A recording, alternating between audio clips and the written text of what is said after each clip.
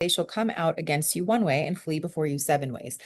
This is what David was standing on. He recognized he's got a covenant.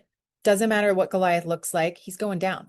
So a story that illustrates this in 1 Samuel 14, I've always, side note, wondered, where was Jonathan when David faced Goliath? Because you'd think, based on the type of person Jonathan was, that he would have challenged Goliath. So he must have not been there or something.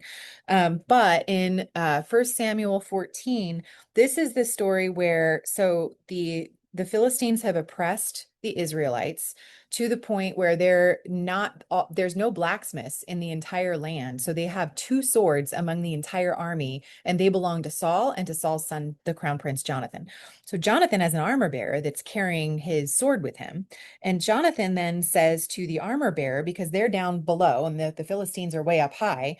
And so Jonathan then says, let's see if God is going to give them into our hands, because we know that God can save us by many or by few. So he puts out kind of a fleece, but it's sort of a silly one almost, because he's still so sure that God's will is for them to be able to defeat the enemies that are oppressing them. So 1 Samuel 14, verse 6. Then Jonathan said to the young man who bore his armor, come, let us go over to the garrison of these uncircumcised. So he's using the same language because he's referring to the covenant. He knows they don't have one. It may be that the Lord will work for us, but nothing restrains the Lord from saving by many or by few. So the test, the fleece that he says is, let me shout out to them. And if they say, come up here, then that means that God's given them into our hands. It's crazy.